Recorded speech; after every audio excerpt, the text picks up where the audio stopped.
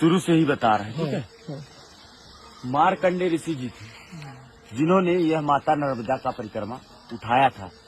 उन्होंने जल हाथ में रख करके संकल्प लिया कि हे माते, दोनों टाइम आपकी घाट की आरती करूंगा, एक टाइम भोजन करूंगा, जहां संध्या हो जाएगी मैं वहां विश्राम करूंगा।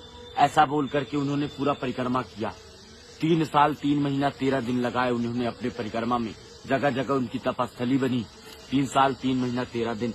तभी मार्कंडे ऋषि जी ने ऐसा कहा कि मैं मार्कंडे ऋषि माता नर्मदा का परिक्रमा सबसे पहले कर चुका हूँ।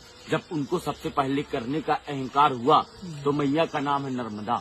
नर्मदे हर। नर का मतलब होता है एक मनुष्य, मत का मतलब उसका अहंकार, और हर का मतलब हरने वाली। नर के मद को हरने वाली। मार्कंडे ऋषि जी का अहंकार टूटा, मार्कंडे ऋषि जी खंडित हुए। जब उनको ये प्रतीत हुआ कि अब माता नर्मदा का परिक्रमा तो कोई नहीं कर पाएगा, इसके कारण उनको वो दूसरी बार कोशिश किए। जल लिया हाथ में और बोला, हे मैया, दोनों टाइम आपकी घाट की आरती करूंगा, एक टाइम भोजन करूंगा, और जो मुझसे इतनी बड़ी भूल हुई, इतनी बड़ी गलती हुई, मेरा जो अहंकार था, उसके प्रायश्चित के लिए आपके दोनों तटों में हजारों नदी नालों का संगम है। मैं किसी भी नदी नालों को नहीं छोड़ूंगा। उन्होंने सभी का परिक्रमा किया, किसी नदी नालों को नहीं छोड़ा। 27 वर्ष लगे थे उनकी परिक्रमा में, 27 वर्ष। और मार्कंडे ऋषि जी का यही कहना था कि जैसे हिमालय में जाते थे महिलाएं मोक्ष की प्राप्ति के लिए, ये नर्मदा परिक्रमा में ही एक मोक्ष। 2 मिनट आ रहा हूँ बस। मोक्ष का मतलब होता है किसी जीव के जन्म और मरण के बंधन से छूट जाना, ये मोक्ष का अर्थ है। इसीलिए परिक्रमा करते हैं। बोलिए नर्मदे हर। एक मिनट सुनिएगा, ये मैया जो है अमरकंठ पे जन्म ली है, शिव के कंठ से उत्पन्न हुई थी। वो रेवा कुंड स्थान है, वहाँ से मैया गुप्त रोड यहाँ आती थी। कहाँ? माइकी बगीचा पे। पूरे 12 वर्ष तक बचपना बीता है यहाँ पर। उनकी 5 सखियां थी, जोहिला, गुलबकौली, मालिनी, मलनिया और कपिला।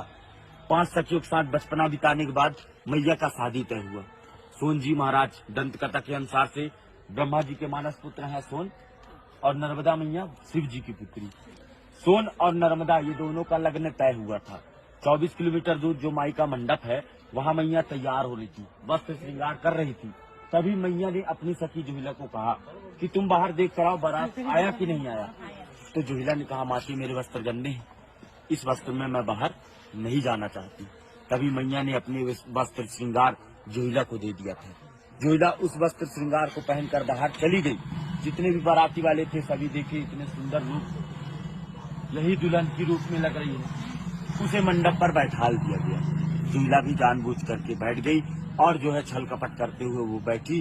सोन जी महाराज जाने अनजाने में बैठ गए। दोनों की शादी लग्न करा दिया गया। मैया तभी से कुंवारी कन्या के नाम से मानी गई। माता जी का शादी लग्न नहीं हो सका। मैया एक कन्या से जलधारा के रूप में पंडित होने का भी निर्णय ले ली। और जब वो जलधारा बनती है तो अमरकंठ पे माता जी का मस्तक है, नाभि कुंड पे, नेवावर पे नाभि कुंड है, और चरण समुद्र में है। इस नदी का परिक्रमा आप इसलिए कर, एक ही नदी का परिक्रमा किया जाता है, नर्मदा नदी, जो कि गंगा, जमुना, सरस्वती माता की सभी से सर्वश्रेष्ठ है। जैसे गंगा की स्नान मात्र से, जमुना के जल आचमन से, सरस्वती के जल छींटे से जो प्राप्ति मिलती है, माता जी को मात्र आंखों से देख लीजिए, दर्शन कर लीजिए, तो दर्शन से वो प्राप्ति मिल जाती है। बोलिए नर्मदे नर्मदे हर। आप यही रास्ता है ना बेटे? नर्मदे हर बाबा, नर्मदे हर। बढ़िया, आपको अच्छा लगा? बहुत बहुत। बाबाजीने आपल्याला ऐसा दीजिएगा कि हम देख लीजिए। नर्मदे हर। बाबाजींनी आपल्याला खूप छान माहिती दिली, जी आपल्याला माहित सुद्धा नव्हती। तर सगळ्यांनी एकदा म्हणूया, नर्मदे हर हर। हर। जय हो मैया, आपका अच्छे से पार लगे, घर द्वार में कभी परेशानी ना आए। नर्मदे हर। नर्मदे।